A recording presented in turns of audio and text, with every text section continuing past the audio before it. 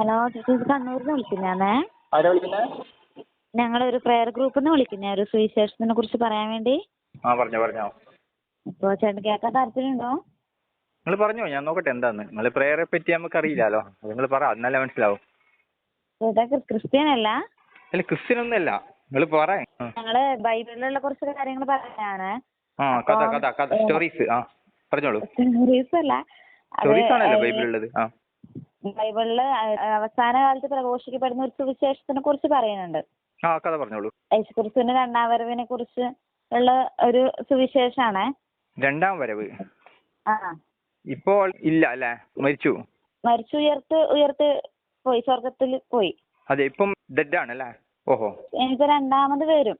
എപ്പോഴാണ് വരുന്നത്? നീ രണ്ടാം വരവിന്റെ അടയാളങ്ങളൊക്കെ ബൈബിളിൽ പറഞ്ഞിട്ടുണ്ട്. വരുന്നത് എപ്പാന്ന് പറഞ്ഞോ? അതെ, വരവിന്റെ നമുക്ക് മനസ്സിലാവണ്ടേ എപ്പാന്ന്. അതല്ല, ബൈബിളില് വരുന്ന ഡേറ്റ് പറഞ്ഞോ? വരുന്ന ഡേറ്റ് അങ്ങനെ പറയോ? ബാക്കിയെല്ലാം പറഞ്ഞിട്ട് അതെന്താ ഒഴിവായി പോയെന്ന് ഞാൻ ചിന്തിക്കുന്നത്. അറിയാം. അല്ല, ഞാനത് ചോദിച്ചാ, കാരണം ബൈബിളിൽ ഐ വിൽ കം ബാക്ക് എന്നല്ലേ പറഞ്ഞത്? തിരിച്ചു വരും. അതെ, അപ്പൊ അത് എപ്പോഴാണെന്നുള്ളത് പറയുന്നില്ലേ? അതെ, എപ്പോഴാണ് തിരിച്ചറിയാനുള്ള അടയാളങ്ങളും ഒക്കെ ബൈബിളിൽ പറഞ്ഞിട്ടുണ്ട്. അല്ലാണ്ട് കൃത്യമായിട്ട് അതിനെപ്പറ്റി ഒരു തീരുമാനമായിട്ടില്ല അല്ലേ? ഇല്ല, ആയിട്ടില്ല. അപ്പൊ തീരുമാനിച്ചിട്ടില്ല, വരും എന്നേ പറഞ്ഞിട്ടുള്ളൂ. എപ്പോൾ, എന്ത്, എവിടെ എന്നൊന്നും പറഞ്ഞില്ല. ഉണ്ട്, എപ്പോഴെന്ത് എവിടെ ഒക്കെ ഉണ്ട്. എപ്പോഴാന്ന് വെച്ചാൽ എപ്പോഴാണ് വരുന്നത് നമുക്ക് മനസ്സിലാവാൻ വേണ്ടിക്ക് അടയാളങ്ങൾ തന്നിട്ടുണ്ട്, കാലത്തിന്റെ അടയാളങ്ങൾ എന്ന് പറഞ്ഞിട്ട് ബൈബിളിൽ പറയുന്നുണ്ട്. അപ്പൊ അതിലൊരു കൺഫ്യൂഷൻ ഉണ്ടാക്കൂലേ? കുറെ ആൾക്കാർ പറയും അവിടെ വരും, കുറെ ആൾ പറയും ഇവിടെ വരും, അങ്ങനെ ഒരു കൺഫ്യൂഷൻ ആവില്ലേ? ഇപ്പൊ അതിൽ ഞാൻ ചോദിക്കുന്നത് അങ്ങനെയല്ല, അതിൽ കൃത്യമായിട്ട് ഇന്ന സ്ഥലത്ത് ഏകദേശം ഇന്നേ സമയത്ത് ഇന്നേ കൊല്ലം ഞാൻ എത്തും എന്ന് പറഞ്ഞു കഴിഞ്ഞാൽ കൺഫ്യൂഷൻസ് ഒരിക്കലും ഉണ്ടാവില്ലല്ലോ അല്ലേ? ഇല്ല, എവിടെ വരുന്ന പറഞ്ഞിട്ടുണ്ട്. 2000 വർഷത്തിന്റെ പഴക്കമില്ലേ ക്രിസ്തുമതത്തിന് അല്ല? ബൈബിള് വന്നിട്ട് 2000 വർഷം മുമ്പ്. അതെ, അതിനു മുമ്പേ ജൂതമതമായിരുന്നല്ലോ. ജൂതമതത്തിൽ നിന്നുള്ള ഒരു സബ്വേർഷൻ ആണല്ലോ അല്ലെ? ഇബ്രഹാമിക് റിലീജിയൻ എന്ന് പറയൂ അല്ലെ? ഇബ്രഹാമിക് റിലീജിയൻ, ജൂതമതവും ക്രിസ്തുമതവും. അതെ, എബ്രാഹിമിന്റെ പല പേരുകളിലായിട്ട് പല ബൈബിളിൽ പറയുന്ന പേര് പറയായിരിക്കും, അതേസമയം ഖുറാനിൽ പറയുന്ന വേറെ പേരായിരിക്കും, ജൂതമതത്തിൽ പറയുന്ന വേറെ പേരായിരിക്കും അല്ലെ? ചെറിയ പേരുകളിലെ വ്യത്യാസം, പക്ഷെ ഏകദേശം ഓൾമോസ്റ്റ് കഥയൊക്കെ സെയിം തന്നെ. അത് അതിന്റെ സൃഷ്ടിവാദം അടക്കം ഏകദേശം സെയിം. ദൈവം മണ്ണ് കുഴച്ചുണ്ടാക്കുന്നു, പൊടിയൂതി ഉണ്ടാക്കുന്നു, പിന്നെ ജീവശ്വാസം ഊതി കൊടുക്കുന്നു അല്ലെ? അത് ഖുറാനിലും ജൂതമതത്തിലും പിന്നെ ബൈബിളിലും ഏകദേശം ഒന്ന് തന്നെ, പഴയ നിയമം അല്ലേ? പക്ഷെ അതില് പിന്നെ തൃത്വത്തിൽ ഏകത്വം എന്നുള്ള ഒരു കൺസെപ്റ്റ് ക്രിസ്ത്യാനികൾ ഉയർത്തിപ്പിടിക്കുന്നു. പിതാവ്, പുത്രൻ, പരിശുദ്ധാത്മാവ് സമം പരമാത്മാവാ. എന്താ ഉദ്ദേശിച്ചത്? ട്രിനിറ്റി. അതെ, ക്രിസ്ത്യൻസ് പറയുന്നത് അങ്ങനെയാണ്. പക്ഷെ ഞങ്ങളുടെ ഒരു വിശ്വാസം എന്ന് വെച്ചാല് ത്രിത്വത്തിൽ ഞങ്ങൾ വിശ്വസിക്കുന്നില്ല. ത്രിത്വത്തിൽ നിങ്ങൾ വിശ്വസിക്കില്ല. അപ്പൊ നിങ്ങൾ മൊത്തം ക്രിസ്ത്യൻ സമുദായത്തിൽ നിങ്ങൾ ഏത് വിഭാഗത്തെയാണ് പ്രതിനിധാനം ചെയ്യുന്നത്? അതായത് പെന്തക്കോസ്താണോ? സ്വതന്ത്ര സഭയാ. എന്നാലും അതിന് പേരുണ്ടാവില്ലേ? പൊതുവെ ഒരു പേരുണ്ടാവുമല്ലോ. എന്താണ് അതിന്റെ പേര്? Light of church. Light of church. അത് പൊതുവെ ഒരു മെയിൻ സ്ട്രീമിൽ ഉയർന്നു വന്ന ഒരു ഗ്രൂപ്പ് അല്ലല്ലോ. എങ്ങനെ? ഇപ്പം പെന്തക്കോസ്, കത്തോലിക്ക, റോമൻ സിറിയൻ അങ്ങനെ പറയുന്ന സഭകളില്ലേ, വലിയ സഭകള്. അപ്പൊ അതിന്റെ അത്രത്തൊന്നും ഈ ഗ്രൂപ്പ് വളർന്നില്ലല്ലോ. അത് അംഗീകരിച്ച സഭയാണ്. അങ്ങനെയാണെങ്കിൽ തന്നെ കത്തോലിക്ക സഭ പോലെ ഒരു വലിയ സഭയല്ലല്ലോ. അതെ, കത്തോലിക്ക പോലെ അറിയപ്പെട്ടിട്ടില്ലാന്നേ ഉള്ളൂ. അതാണ് ഞാൻ പറഞ്ഞത്. അപ്പൊ ക്രിസ്തുമതത്തിൽ തന്നെ നിങ്ങൾക്ക് വലിയൊരു അംഗീകാരമൊന്നും ഇല്ലല്ലോ. അപ്പൊ നിങ്ങൾ കൊടുക്കുന്ന ബൈബിളിൽ കൊടുക്കുന്ന വ്യാഖ്യാനങ്ങളുണ്ടല്ലോ. ഞങ്ങള് വിശ്വസിക്കുന്ന വെച്ചാല് പിതാവ്, പുത്രൻ, പരിശുദ്ധാത്മാവ്, പരിശുദ്ധ അമ്മ വിശ്വസിക്കുന്നത്. ഞങ്ങൾ വിശ്വസിക്കുന്നത് മാതാവിൽ വിശ്വസിക്കുന്നുണ്ടല്ലോ പൊതുവെ ക്രിസ്ത്യൻസിൽ. ഇപ്പൊ കത്തോലിക്ക വിഭാഗമാണ് ക്രിസ്ത്യൻസ്, മാതാവ് എന്നൊക്കെ പറ്റി മാഹിപ്പള്ളിയിലൊക്കെ പെരുന്നാളില്ലേ? ഉണ്ട്. കത്തോലിക്കക്കാര് വിശ്വസിക്കുന്നുണ്ട്. നിങ്ങൾ പ്രൊട്ടസ്റ്റന്റ് സഭയാണോ അല്ലെങ്കിൽ കത്തോലിക്ക സഭയിൽപ്പെട്ടാണോ? എങ്ങനെയാണ്? കത്തോലിക്ക സഭയിൽപ്പെട്ടതല്ല, അല്ലാണ്ട്. അതായത് ഈ പെന്തക്കോസ്തായിട്ട് ഏകദേശം സമയമുണ്ടോ? അല്ല, പെന്തക്കോസ്തേ അല്ല. അവര് മാതാവിൽ വിശ്വസിക്കുന്നില്ല. നിങ്ങളിപ്പോ എവിടുന്നാ വിളിക്കുന്നത്? ഞാൻ കണ്ണൂരിന്ന്. കണ്ണൂർ എവിടെയാ നിങ്ങൾ ആസ്ഥാനം? ഇതിന്റെ ആസ്ഥാനം തൃശ്ശൂരാണ്. ഞാൻ എന്റെ വീട് കണ്ണൂരാ. വീട് കണ്ണൂരാണ്. അപ്പൊ നിങ്ങൾ ഇതിന്റെ ഒരു പ്രചരണം എന്നുള്ള രീതിയിൽ ആണ് വിളിക്കുന്നല്ലേ? ഞാൻ ഈ സഭയിൽ പെട്ടതാണ്. ഞങ്ങള് ഇങ്ങനെ സുവിശേഷം അറിയിക്കണം എന്നുണ്ടല്ലോ, ലോകം മുഴുവൻ സുവിശേഷം. അപ്പൊ അതിന്റെ ഒരു ഭാഗമായിട്ട് വിളിക്കുന്നതാണ്. അങ്ങനെ. ഈ നമ്പർ എങ്ങനെ കിട്ടി? ഞങ്ങൾക്ക് ഇങ്ങനെ ഗ്രൂപ്പ് ഉണ്ട്, പ്രേത ഗ്രൂപ്പ് ഉണ്ട്. അപ്പൊ അതിലേക്ക് തരുന്നതാണ്. പ്രേത ഗ്രൂപ്പാ? ഗോസ്റ്റ് ഗ്രൂപ്പ് അല്ല അങ്ങനെയല്ല, ഞങ്ങളിപ്പോ ഇങ്ങനെ പ്രേയർ ഗ്രൂപ്പാ? നിങ്ങളെ പ്രേയർ ഗ്രൂപ്പാ? പ്രേയർ ഗ്രൂപ്പ് ഇപ്പൊ പ്രാർത്ഥനാ സഹായം ആവശ്യമുള്ളവർക്ക് വേണ്ടി പ്രാർത്ഥിക്കുക അങ്ങനെയൊക്കെ ചെയ്യുന്നുണ്ട്. പ്രാർത്ഥന ഒരു സഹായമാണോ? ആ പ്രാർത്ഥന എന്ത് സഹായം സഹായം ഉണ്ടാവും? ഇപ്പൊ ഒരു ഹൃദയരോഗി ഹൃദയത്തിന്റെ പ്രശ്നം കൊണ്ട് ബുദ്ധിമുട്ടുന്നു, ആ സമയത്ത് നിങ്ങൾ പ്രാർത്ഥന ചെയ്യുന്നതാണോ സഹായം? പൈസ കൊടുക്കുന്നതാണോ സഹായം? അല്ലെങ്കിൽ ഫിസിക്കലായിട്ട് ചെയ്യുന്നതാണോ സഹായം? അല്ല, പ്രാർത്ഥന ഞങ്ങള് പ്രാർത്ഥിക്കുക. അതുകൊണ്ട് എന്ത് സഹായം കിട്ടും അവർക്ക്? ഇപ്പൊ എനിക്കൊരു രോഗമുണ്ട്, എനിക്കൊരു കിഡ്നി അല്ല എനിക്കൊരു കിഡ്നി രോഗമുണ്ട്. കുറേച്ചാൾ എനിക്ക് പൈസ തരുന്നു സാമ്പത്തികമായിട്ട്. കുറെ ആള് എനിക്ക് വേണ്ടുന്ന സൗകര്യങ്ങളും എന്റെ മരുന്നും അവിടെയൊക്കെ പോയിട്ടുള്ള കാര്യങ്ങൾ പേപ്പേഴ്സ് എല്ലാം ശരിയാക്കി തരുന്നു. കുറച്ചാള് പ്രാർത്ഥിക്കുകയും ചെയ്യുന്നു. അപ്പൊ ഇതിൽ ഏതാണ് ശരിക്കുള്ള സഹായം? സഹായം എന്ന് വെച്ചാൽ ഓക്കെ അതും വേണം, അത് വേണ്ടാന്ന് പറയുന്നില്ല. ഈ പ്രാർത്ഥനാ സഹായം എന്ന് പറയുന്ന ഈ സഹായം എങ്ങനെയാണ് പ്രവർത്തിക്കുന്നത്? നമ്മള് ദൈവത്തിന്റെ സന്നിധിയിൽ പ്രാർത്ഥിച്ച ദൈവത്തിന്റെ. അപ്പൊ നിങ്ങൾ അവിടെ എന്ത് സഹായം ചെയ്യുന്നത്? നിങ്ങൾ പ്രാർത്ഥിക്കുക എന്നുള്ള ഒരു പരിപാടി വിട്ടിട്ട് ഏത് സഹായമാണ് ചെയ്യുന്നത് ആൾക്കാർക്ക്? ഇപ്പം പ്രാർത്ഥനാ സഹായം നിങ്ങൾ പറഞ്ഞില്ലേ? പ്രാർത്ഥന തന്നെ, പ്രാർത്ഥിക്കുക മാത്രം. ആ പ്രാർത്ഥന വെച്ചാൽ നിങ്ങൾ എന്ത് സഹായമാണ് ചെയ്യുന്നത് ഇദ്ദേഹത്തെ സംബന്ധിച്ചോളം? ഞങ്ങള് ദൈവത്തിന്റെ സന്നിധിയിൽ പ്രാർത്ഥന ഇവർക്ക് വേണ്ടി. അല്ല, അത് നിങ്ങളെ പേഴ്സണൽ കാര്യമാണല്ലോ. നിങ്ങളിപ്പം പല കാര്യത്തിൽ ഇപ്പം കോഴിക്കാല് മുതൽ കുഞ്ഞിക്കാല് വരെ കാണാൻ പ്രാർത്ഥിക്കുന്നില്ല ആള്. അതേപോലെ നിങ്ങൾ പേഴ്സണലായിട്ട് പ്രാർത്ഥിക്കുന്നത് അയാളിൽ എങ്ങനെ എഫക്ട് ചെയ്യുന്നു? അയാളുടെ പ്രശ്നങ്ങൾ എങ്ങനെ അത് പരിഹരിക്കുന്നു? നല്ല സഹായം എന്ന് പറയാൻ പറ്റുമോ? ഒരു പ്രാർത്ഥന കൊണ്ട് അവര് സൗഖ്യപ്പെടും എന്നുള്ള ഒരു വിശ്വാസത്തിലല്ലേ ഞങ്ങൾ പ്രാർത്ഥിക്കുന്നത്. വിശ്വാസം യാഥാർത്ഥ്യം രണ്ടും രണ്ടല്ലേ? ഒരു കാര്യം അങ്ങനെയാണെന്ന് വിചാരിച്ചുകൊണ്ട് അതിന്റെ യഥാർത്ഥ സ്ഥിതി അങ്ങനെ ആവൂലല്ലോ, അല്ലേ? അങ്ങനെയാണ് നമുക്ക് എന്തൊക്കെ ചെയ്യാൻ പറ്റും? ഒന്നും യാതൊരു തടിയനങ്ങാതെ എന്തൊക്കെ കാര്യങ്ങൾ നമുക്ക് പ്രാർത്ഥിച്ച് നേടാൻ പറ്റും? വിശ്വാസം ഉണ്ടെങ്കിൽ നമുക്ക് എന്തും നേടാലോ. ഈ ലോകത്തിൽ ഭൂരിപക്ഷം ഉള്ളത് വിശ്വാസികളല്ലേ? ലോകത്തിൽ തന്നെ ഏകദേശം 30% ക്രിസ്തു മതമില്ലേ? ലോകത്തിലെ ഏറ്റവും വലിയ മതമല്ലേ ക്രിസ്തു മതം? ഉണ്ട്, 30% ഉണ്ട്. അതായത് ഈ ശരിക്കും പറഞ്ഞാൽ ഈ മതത്തിലെ യേശു അടക്കമുള്ള പ്രവാചകന്മാരെല്ലാം തന്നെ മനുഷ്യന്മാരെ സന്മാർഗത്തിലേക്ക് നയിക്കാൻ വേണ്ടിയിട്ടല്ലേ ഇതൊക്കെ ഇറക്കിയത്? ഇപ്പം ബൈബിള് ഇറക്കിയത് ക്രിസ്തുമത വിശ്വാസ പ്രകാരം മനുഷ്യനെ നേർവഴിയിലേക്ക് നയിക്കുക, അല്ലേ?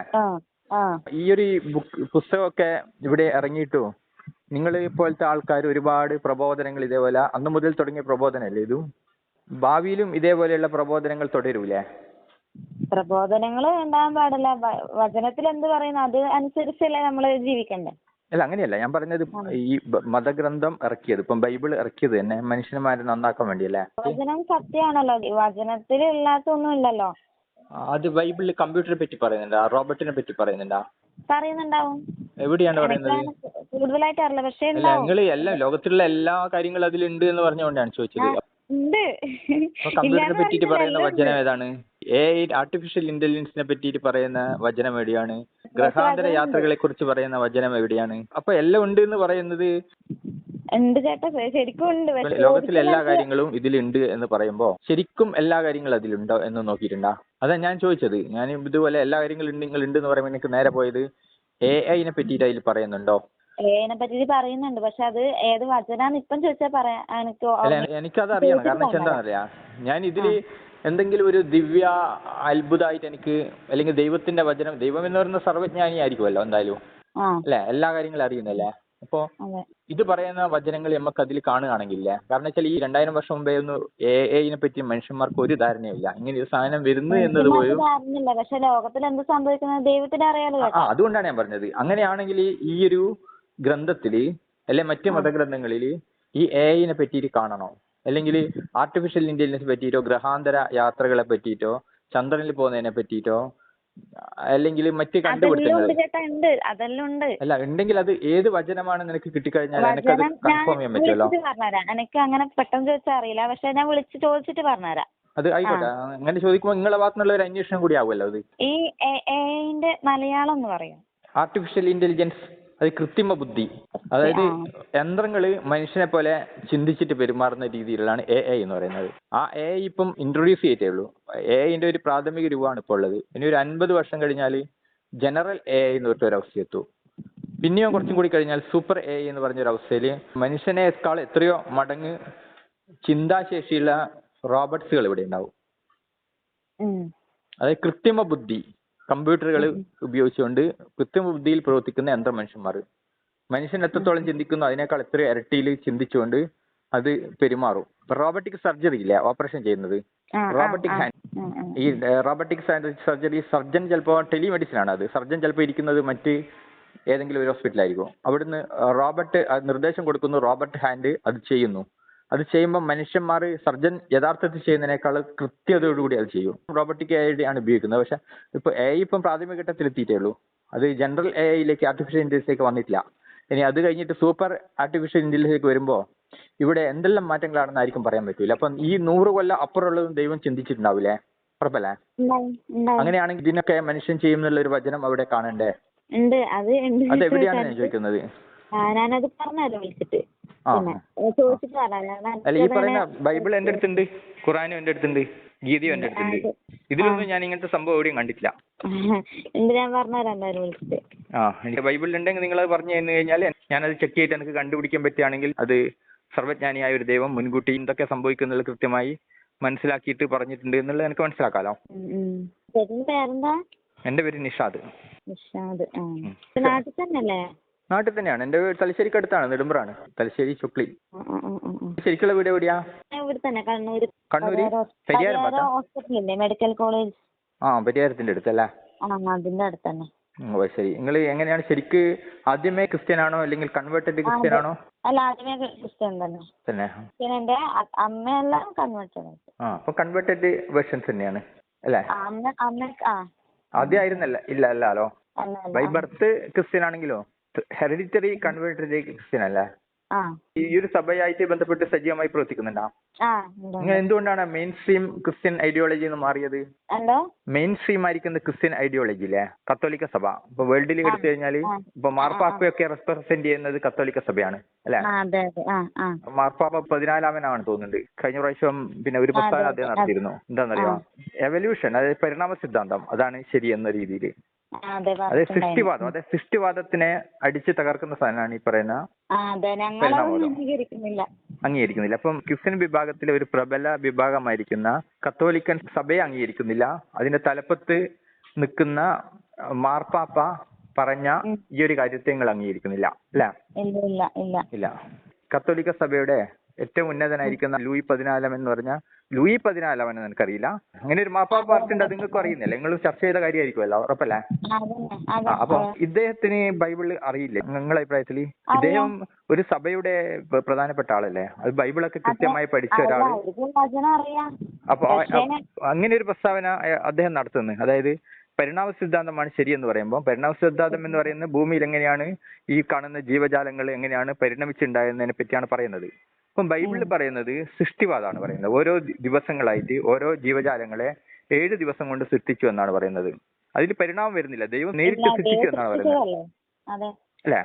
ഈ മാർപ്പാപ്പ ഇത് പറയുമ്പോ അത് ബൈബിൾ വചനത്തിന് വിരുദ്ധമല്ലേ?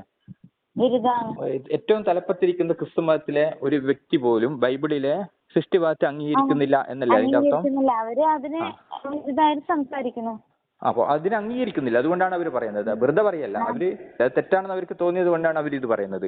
അല്ലേ പറയേണ്ട, എല്ലാവരും വെറുതെ പറയേണ്ട കാര്യമില്ലല്ലോ. വെറുതെ പറയേണ്ട കാര്യമില്ലല്ലോ. അങ്ങനെ ഒരു സഭയുടെ തലപ്പത്തിരിക്കുന്ന ഒരാൾ വെറുതെ ഒരു പ്രസ്താവന നടത്തുക ഇല്ലല്ലോ. അത് ലോകത്തിൽ മൊത്തം റിപ്പോർട്ടായിട്ട് വരുന്നല്ലേ? ഈ കത്തോലിക്ക സഭയുടെ വർത്തിക്കാൻ എന്ന് പറയുന്ന സ്ഥലത്ത് നടത്തിയ ഒരു പ്രസ്താവനയാണിത് അല്ലേ?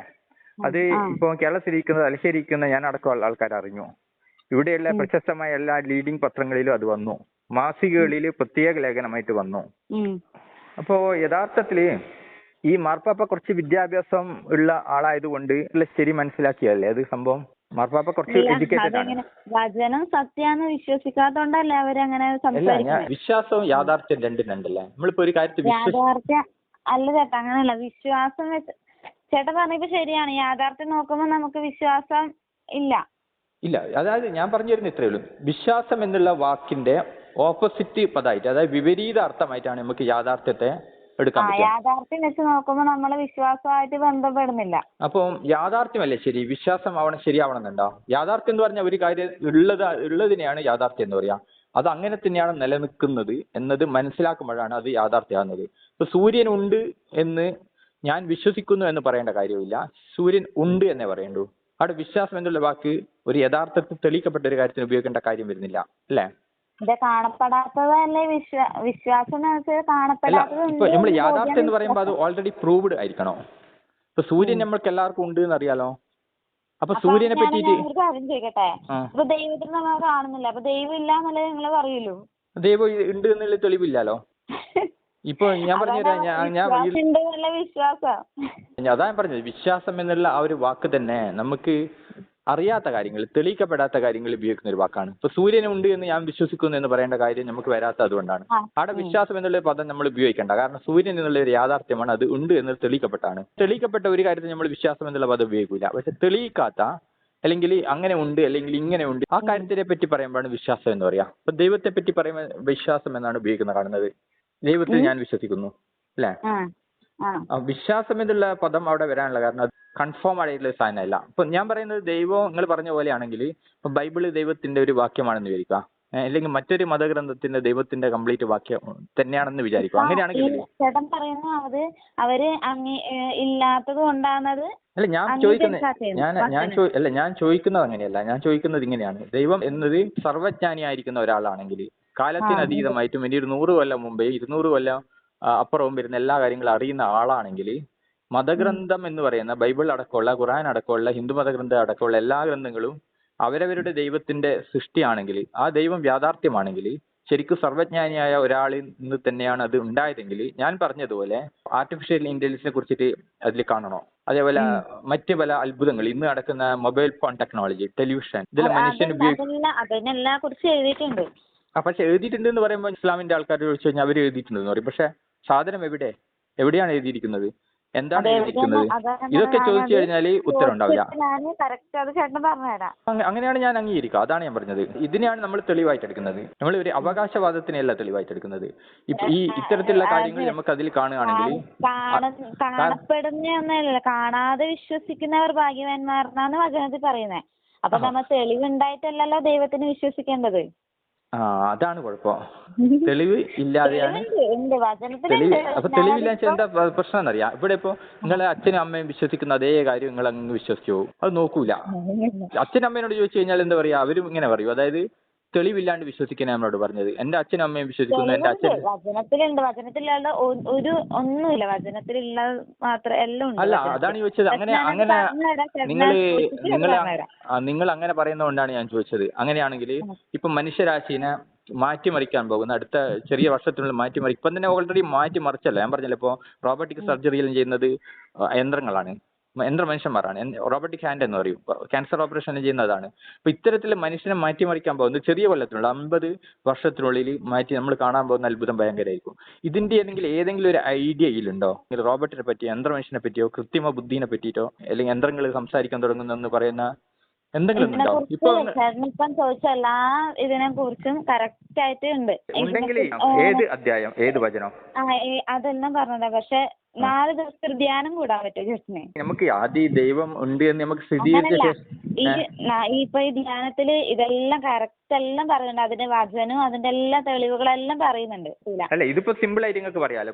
നിങ്ങൾക്കിപ്പോ ഇതിനെ പറ്റി അറിയില്ല. നിങ്ങളിപ്പോ ചോദിച്ചിട്ട് ഒരാൾ ചോദിച്ചു എന്ന് പറയാം, അയാൾ നിങ്ങളോട് പറഞ്ഞു തരുന്നു ബൈബിളിൽ പുറപ്പാട് അധ്യായത്തിൽ ഇത്രാമത്തെ വചനത്തിൽ ഇത് പറയുന്നു എന്ന് നിങ്ങളിപ്പോ എങ്ങനെ ആരോടെങ്കിലും ചോദിച്ചിട്ട് പറഞ്ഞു തന്നു കഴിഞ്ഞാൽ എനിക്ക് എന്റെ വീട്ടിൽ നിന്ന് നോക്കാനേ ഉള്ളൂ, കൺഫേം ചെയ്യാൻ. ബൈബിൾ എന്റെ അടുത്തുണ്ട്.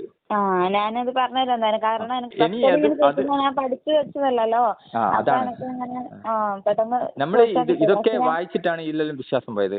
ഈ സ്റ്റോറീസ് ഒക്കെ വായിച്ചിട്ടാണ് വിശ്വാസം പോയത്. മനുഷ്യ സൃഷ്ടിനെല്ലാം പറ്റി പറയുന്നിടത്തിലും വലിയ അബദ്ധമാണ് പറയുന്നത്. മനുഷ്യ സൃഷ്ടി, മനുഷ്യൻ എങ്ങനെ സൃഷ്ടിച്ചു? എന്തിനാണ് ഈ ദൈവം ഈ സാത്താനെ സൃഷ്ടിച്ചത്? ഭൂമിയിൽ എല്ലാ തിന്മക്കും കാരണം സാത്താനാണ് പറയുന്നത്. എല്ലാ കുഴപ്പം ഉണ്ടാക്കുന്നത് നേരിൽ പോകുന്ന ആൾക്കാരെയല്ലോ തെറ്റിദ്ധരിപ്പിക്കുന്ന അല്ലെങ്കിൽ തിരിച്ചുവിടുന്ന, തിന്മയിലേക്ക് തിരിച്ചുവിടുന്ന ഒരു ശക്തി ആയിട്ടാണ് സാത്താൻ ഉണ്ടായത്.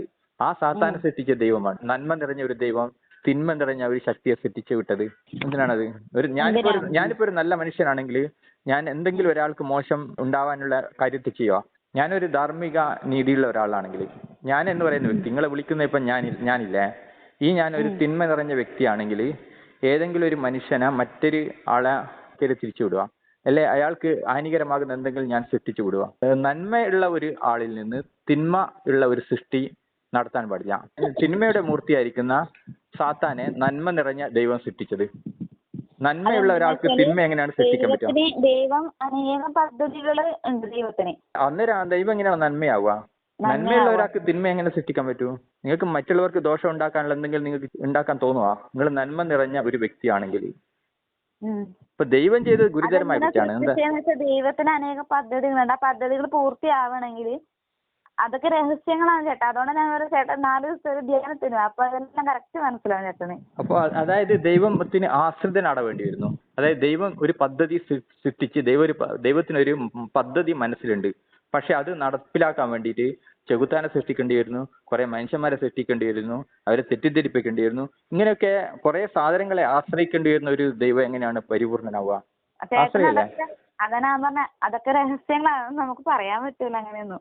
രഹസ്യങ്ങൾ എന്ന് പറഞ്ഞാൽ നിങ്ങൾക്ക് അത് അറിയാവാ? പറയാൻ പറ്റുമോ? എന്തിനാ അല്ല, ഞാൻ ചോദിക്കുന്നത് ആ രഹസ്യം നിങ്ങൾക്ക് അറിയാവാ? അറിയാം. പിന്നെ അത് പറയുന്നത് എന്താ പ്രശ്നമുള്ളത്? അങ്ങനെ എനിക്ക് ഇത് ആഭ്യന്തര സുരക്ഷയെ ബാധിക്കുന്ന കാര്യം ഏത് രാജ്യത്തിന്റെ? അങ്ങനെ ചേട്ടാ, ദൈവത്തിന്റെ വചനം എന്ന് വെച്ചാൽ വെറുതെ തമാശയും കളിയൊന്നുമല്ലല്ലോ, അത് രഹസ്യങ്ങളാണ്. ആ രഹസ്യമാണെങ്കിൽ പിന്നെ എന്തിനാണ് ബൈബിൾ ഇറക്കിയിരിക്കുന്നത്? ഞാൻ ചോദിക്കട്ടെ. അത്രയും അമൂല്യമായ ഒരു ഇതാണ്. ഞാൻ ചോദിക്കുന്നത് പറയാനൊന്നും പറ്റൂല. അല്ല, ദൈവത്തിന്റെ വചനം രഹസ്യമാണെങ്കിൽ എന്തിനാണ് ബൈബിൾ ഇറക്കിയത്? ബൈബിൾ ദൈവത്തിന്റെ വചനമല്ലേ? അതേ വചനം. അത് പിന്നെ രഹസ്യമാണെങ്കിൽ പരസ്യമായിട്ട് ഇറക്കേണ്ട കാര്യം ഉണ്ടായിരുന്നോ?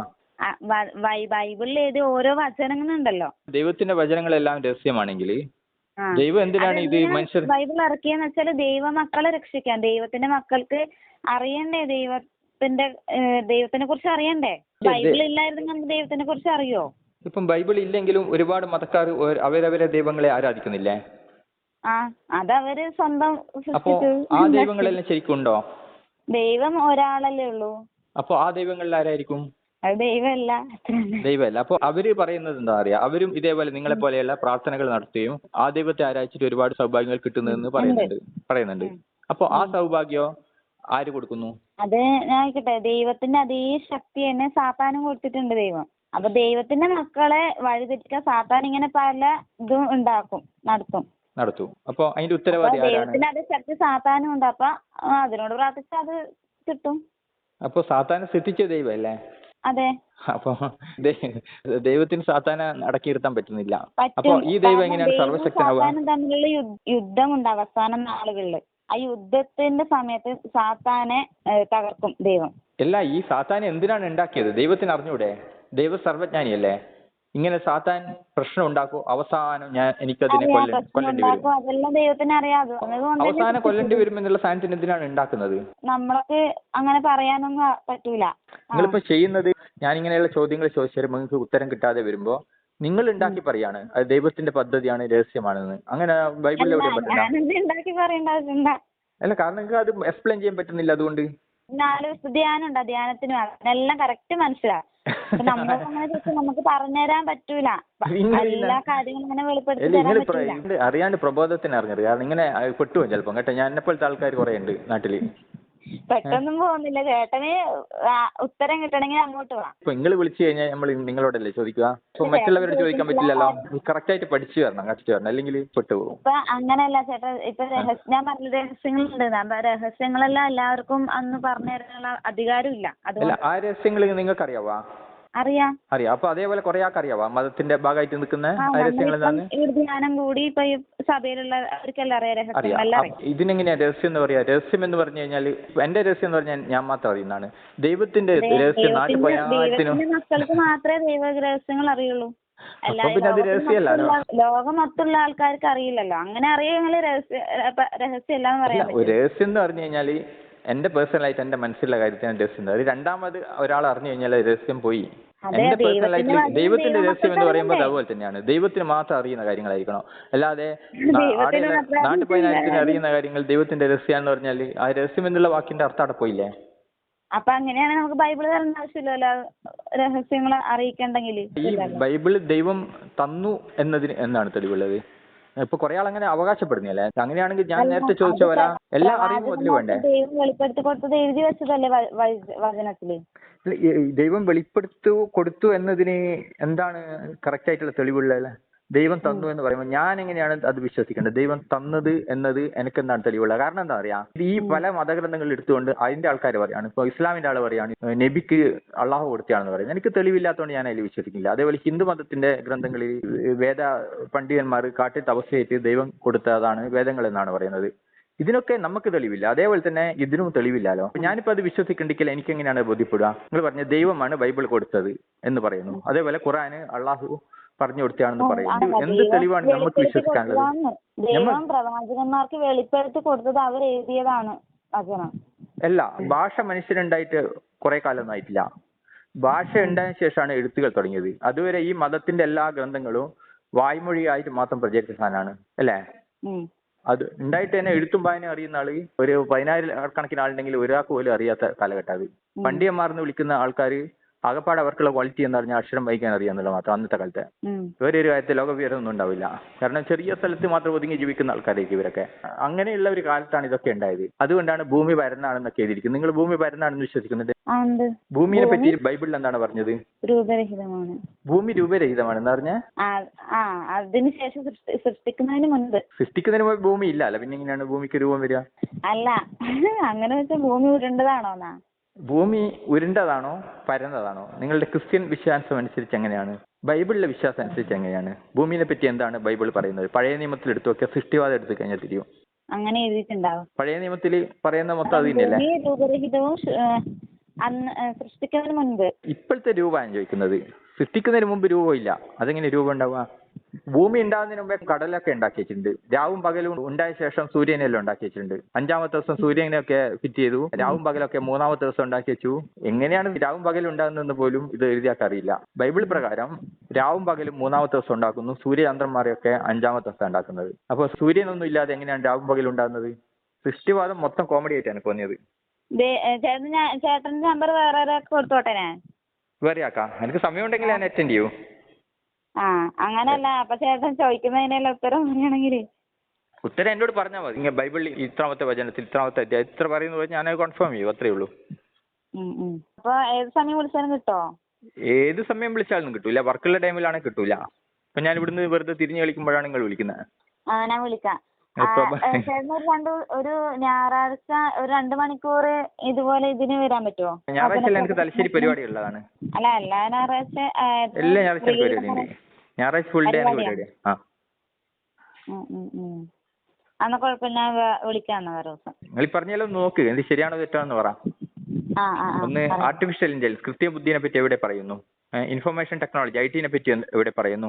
ദൈവം സർവ്വജ്ഞാനിയാണെങ്കിൽ എല്ലാ കാലത്തും മനുഷ്യൻ എങ്ങനെ പോകുന്നു എങ്ങനെയാണ് എന്നൊക്കെ കൃത്യമായിട്ട് അറിയാൻ പറ്റുമല്ലോ. അപ്പൊ അതൊക്കെ അതിൽ കാണില്ല. കൊറോണ വൈറസ് വന്നല്ലോ, അതിനെ കുറിച്ചൊക്കെ വചനത്തിലുണ്ട്. അത് എവിടെയുള്ള വൈറസ്? കൊറോണ വൈറസ് എങ്ങനെയാണ് അതിൽ പറയുന്നുണ്ടോ? ഉണ്ട്. കൊറോണയെ കുറിച്ച് പറയുന്നുണ്ട്. എന്താ പറയുന്നത്? വായിച്ചു തരാം. കൊറോണയെ പറ്റി തന്നെ ആവണം. എന്തെങ്കിലും വായിച്ചിട്ട് ഇത് കൊറോണയെ പറ്റി എന്ന് പറഞ്ഞാൽ ചേട്ടൻ കേട്ട് നോക്കുന്നിട്ട് കൊറോണേന്റെ ആണോ? അധ്യായം പറഞ്ഞോ, വചനം പറഞ്ഞോ. യെശയ്യായുടെ പുസ്തകം 28-ാം അധ്യായം. ഒന്ന് എഴുതിക്കോട്ടെ, ഞാൻ നോട്ട് ചെയ്യും. ഞാൻ നോക്കുവേ. യെശയ്യാ 28-ാം അധ്യായം 18-19. 18-ാമത്തെയും 19-ാമത്തെയും വചനം. യെശയ്യാ 28. ഇതിലെന്താ പറയുന്നത്? അതിലിങ്ങനെ പറയുന്നുണ്ട്: മരണവുമായുള്ള നിങ്ങളുടെ ഉടമ്പടി അസാധുവാക്കും, പാതാളവുമായുള്ള കരാർ നിലനിൽക്കുകയില്ല. അപ്രതിരോധ്യമായ മഹാമാരിയുടെ കാലത്ത് നീ അതിനാൽ തകർക്കപ്പെടും. അത് കടന്നു പോകുമ്പോൾ നിന്നെ ഗ്രസിക്കും. പ്രഭാതം തോറും അത് ആഞ്ഞടിക്കും, പകലും രാത്രിയും അതുണ്ടാവും. അതിന്റെ വാർത്ത കേൾക്കുന്നത് തന്നെ കൊടും ഭീതി ഉളവാക്കും. അപ്പൊ ഇതിൽ പറയുന്ന വെച്ചാൽ അപ്രതിരോധ്യമായ മഹാമാരിയുടെ കാലത്ത് ഈ കൊറോണ വൈറസിനെ കുറിച്ച് എന്താ പറഞ്ഞ അപ്രതിരോധ്യമായ ഒരു മഹാമാരി എന്നല്ലേ ഇതിനെ പറഞ്ഞു തന്നെ, ലോകം മുഴുവൻ പറഞ്ഞത് തന്നെ. അല്ലല്ല, അതിപ്പോ വാക്സിനേഷൻ കൊണ്ട് കൺട്രോൾ ആയി കഴിഞ്ഞു. അത് നിയന്ത്രിക്കപ്പെട്ടു ഇപ്പോ. പക്ഷെ അപ്രതിരോധമായ ഒരു ഇതായിട്ട് ഇതിനെ അംഗീകരിച്ചിട്ടുണ്ട്. അല്ലല്ല, ഓൾമോസ്റ്റ് എല്ലാ രാജ്യങ്ങളിലും എത്തിയത് കൊണ്ട് അതിനെ ആഗോള പകർച്ചവ്യാധി പാൻഡമിക് എന്നാണ് വിശേഷിപ്പിച്ചത്. പാൻഡമിക് എന്നൊരു ഈ അപ്രതിരോധ്യമായി അങ്ങനെ കേട്ടിട്ടുള്ള ചേട്ടാ? അപ്രതിരോധ്യമായി ഒന്നല്ല ഇത് വാക്സിനേഷൻ കൊണ്ട് നമ്മൾ പ്രതിരോധിച്ച് കഴിഞ്ഞു. ഈ കോവിഡ് ഭീഷണി ഇപ്പൊ നിലനിൽക്കുന്നില്ല.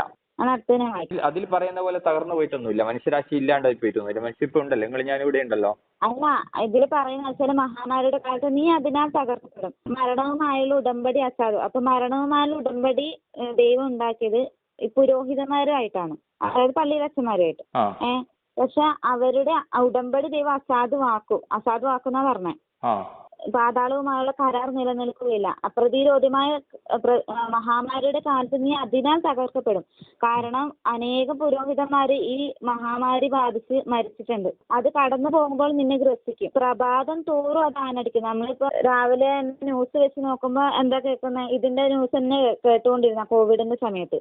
ആ സമയത്ത് പ്രഭാതം തോറും അത് കേട്ടുകൊണ്ടിരിക്കുന്നല്ലേ.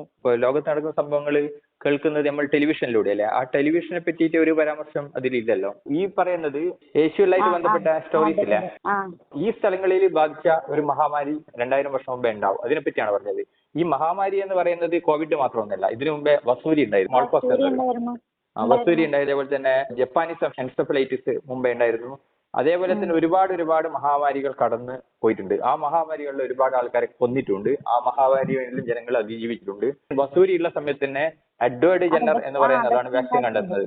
എഡ്വേർഡ് ജെന്നർ വാക്സിൻ കണ്ടെത്തിയ ശേഷമാണ് ഈ പറയുന്ന സാധനങ്ങളൊക്കെ ഇല്ലാണ്ടായത്. അതിനുശേഷം കൊറോണ ഇപ്പം ലേറ്റസ്റ്റ് ആയിട്ട് വന്നപ്പോഴും ഏകദേശം 1 കൊല്ലത്തിനുള്ളിൽ വാക്സിൻ കണ്ടെത്തുകയും പെട്ടെന്ന് തന്നെ വാക്സിൻ കൊടുക്കുകയും ചെയ്തപ്പോൾ ആ ഒരു കൊല്ലം കൊണ്ട് തന്നെ കംപ്ലീറ്റ് കൺട്രോൾഡായി. പുരോഹിതന്മാരായിട്ട് ഒരു ബന്ധം ഇതിനില്ല. ഇവിടെയൊക്കെ ഇതിനെ ഡീൽ ചെയ്തത് ശാസ്ത്ര സമൂഹമാണ്. പുരോഹിതന്മാര് കോവിഡ് ബാധിച്ചിട്ട് പുരോഹിതന്മാർ അനേകം പേര് മരിച്ചിട്ടില്ലേ? അല്ല, അത് കോവിഡ് പുരോഹിതന്മാർ മാത്രമൊന്നുമല്ല മരിച്ചത്, സാധാരണക്കാർ ഒരുപാട്. ഈ വചനത്തിൽ പറയുന്നത് ആ അടിസ്ഥാനത്തിലാണ് ഞാൻ പറയുന്നത്. വചനത്തിൽ പറയുന്ന അടിസ്ഥാനത്തിലാണ് ഞാൻ പറയുന്നത്.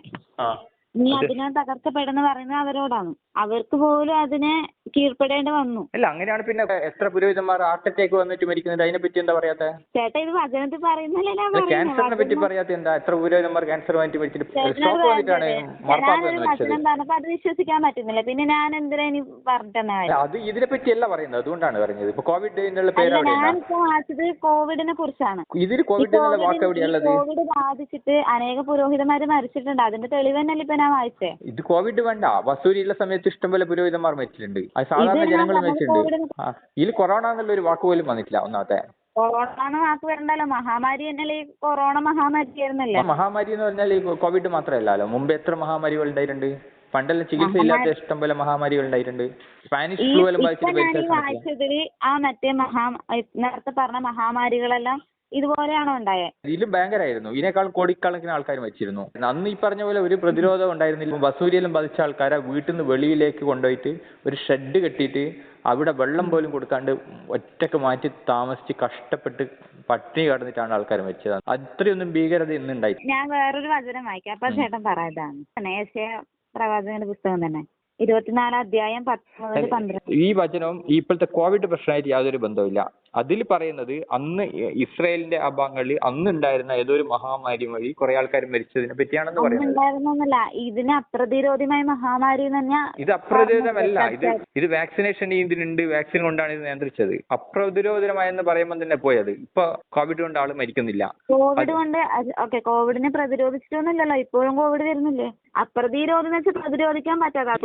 നിങ്ങളിപ്പോ ഇന്ത്യയല്ലേ ജീവിക്കുന്നത്? ഇന്ത്യയിൽ കഴിഞ്ഞ 2 ആഴ്ച കൊണ്ട് കോവിഡ് ബാധിച്ച ഇത്ര ആൾ മരിച്ചു. കേരളത്തിൽ ഏതെങ്കിലും ഒരു പേപ്പറിൽ കോവിഡ് മരണം റിപ്പോർട്ട് ചെയ്തിട്ടുണ്ടോ? അല്ലെങ്കിൽ പക്ഷെ കോവിഡ് വരുന്നുണ്ടല്ലോ. അങ്ങനെ ജലദോഷം വരുന്നില്ല, എന്ത് രോഗം വരുന്നുണ്ട്? പ്രതിരോധിച്ചെന്ന് പറയാൻ പറ്റുകയല്ലോ. അങ്ങനെയാണ്. പിന്നെ ഇവിടെ എന്താ ഇല്ലാത്ത എല്ലാ രോഗങ്ങളും അപ്രതിരോധമില്ല. അങ്ങനെയാണെങ്കിൽ രോഗം വന്നിട്ട് ആള് മരിക്കുന്നില്ല. ഞാൻ പറഞ്ഞപ്പോ അത് അംഗീകരിക്കാൻ പറ്റുന്നില്ലല്ലോ, അതുകൊണ്ട് പറഞ്ഞതാ. അങ്ങനെ അത് മാത്രമല്ലല്ലോ വരുന്നത്. എത്ര രോഗങ്ങൾ വരുന്നുണ്ട്. ഇപ്പൊ ജലദോഷം വരുന്നില്ലേ, പനി വരുന്നില്ല, മഞ്ഞപ്പിത്തം വരുന്നില്ലേ? അംഗീകരിക്കാൻ എന്തൊക്കെ വേണ്ടേ? ഞാൻ അംഗീകരിക്കണ്ടെങ്കിൽ ഞാൻ പറഞ്ഞ പോലെ ആർട്ടിഫിഷ്യൽ ഇന്റലിജൻസിനെ പറ്റി പറയുന്ന കാണിച്ചാ ഞാൻ അംഗീകരിക്കാം. ഞാൻ എന്തായാലും ഞാനത് വിളിച്ചു പറയാം. പേടിയും തൊടാത്ത കുറെ കാര്യങ്ങൾ മറ്റേ കോവിഡ് എന്നുള്ള പ്രയോഗം പോലെ ഏത് മഹാമാരിയുള്ള കാലത്ത് കൊടും ഭീതി ഉളവാക്കിയിട്ടില്ലേ എല്ലാരും? ആ സമയത്ത് എങ്ങനെയായിരുന്നു? പണ്ടും അങ്ങനെ തന്നെയാണ്. പണ്ട് വസൂരി വന്ന സമയത്തും അത് പറയുമ്പോ അംഗീകരിക്കുന്നില്ല. പിന്നെ ഞാനെന്താ അംഗീകരിക്കാൻ എന്താ ഉള്ള വിഷയം? ഞാൻ പറയുന്നത് ഇപ്പൊ കോവിഡ് നിങ്ങൾ പറയുന്നത് ഇത് കോവിഡിനെ പറ്റിയാണെന്ന് പറയുന്നില്ലേ? ഇതെന്താ വസൂരിനെ പറ്റി ആയിക്കൂടെ? ഇപ്പൊ 2000 വർഷം മുമ്പെല്ലാം വസൂരി രാത്രിയൊക്കെ വസൂരി വന്നിട്ടുണ്ടോ? പകലും രാത്രിയല്ല, ഫുൾ ടൈം 24 hours ഈ രോഗിനെ വേറെ സ്ഥലത്തേക്ക് പുറത്ത് പറമ്പിലൊക്കെ ഷെഡെല്ലാം കെട്ടിയിട്ട് ഇട്ട് അവിടുന്ന് കൊല്ലുകയാ. കാരണം വീട്ടിലുള്ള വേറെ ആൾക്ക് പകരാതിരിക്കാൻ വേണ്ടി. അവർ മരിച്ചു കഴിഞ്ഞാൽ ബോഡി പോലും എടുക്കുക സ്പെഷ്യലായിട്ടുള്ള ആൾക്കാരെ വരിക. ബോഡി പോലും കാണിച്ചിരുന്നില്ല. അതിൽ വസൂരിന്റെ കാലത്തെ ചരിത്രമെല്ലാം വായിച്ചു നോക്കണമെന്ന്. VS അച്യുതാനന്ദനുണ്ടല്ലോ, കേരളത്തിലെ മുഖ്യമന്ത്രി ആയിരിക്കുന്നത്. ആ VS അച്യുതാനന്ദന്റെ അയാളുടെ അമ്മ മരിച്ചതിനെ പറ്റി പറയുന്നുണ്ട്. ദൂരെ നിന്ന് ചെറിയ കുട്ടിയായിരിക്കുമ്പോ കെട്ടിവെച്ച സ്ഥലത്ത് നിന്ന് മൃതദേഹം ഒറ്റ നോക്കുമാർ കാണാൻ പറ്റിയിട്ടുള്ളൂ. VS കൃത്യമായിട്ട് പറയുന്നുണ്ട്. 50-70 വർഷം മുമ്പേ ഉള്ള കാര്യമാണ്. കോവിഡ് മാത്രമേ ഭീതി ഉണ്ടാക്കിയിട്ടുള്ളൂ. നിങ്ങൾ AI പറ്റി എനിക്ക് തരാം. പണ്ട് കാലത്തും അത് ഞാൻ പറഞ്ഞുതരാം. പക്ഷെ ഇതും കൂടി ഒന്ന് കേൾക്ക്.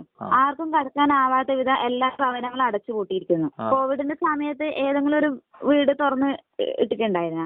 എല്ലാ ഭവനങ്ങളും അടച്ചുപൂട്ടിയിട്ട് തന്നെയല്ലേ ഉണ്ടായത്? വീടെന്തിനാണ് അടച്ചുപൂട്ടുന്നത്? ഷോപ്പും തൊഴിൽ സ്ഥലങ്ങളിലോ അല്ല, അടച്ചുപൂട്ടി കഴിഞ്ഞാൽ ആൾക്കാർ വീട്ടിലല്ലേ ഉണ്ടാവുക? വീടുകൾ തുറന്നിട്ടിട്ടല്ലല്ലോ ഉണ്ടായേ. ഉള്ളിൽ ആൾക്കാർ അകത്തിരിക്കല്ലേ. പുറമേയുള്ള ജോലി സ്ഥാപനങ്ങളും ഷോപ്പുകളും ഉള്ള സമയത്ത് മാത്രമാണ് ആൾക്കാർ പുറത്തു പോവുകയും വീട് അടച്ചിടുകയും ചെയ്യുന്നത്. ഇപ്പൊ ഒരു ദിവസം ബന്ധായി കഴിഞ്ഞാൽ വീട് അടച്ചിടുക. വീട്ടിൽ അന്നല്ലേ ആളുണ്ടാവുക, അന്നല്ലേ തുറന്നിടുക. തുറന്നിടുക എല്ലാവർക്കും കയറാൻ വേണ്ടി.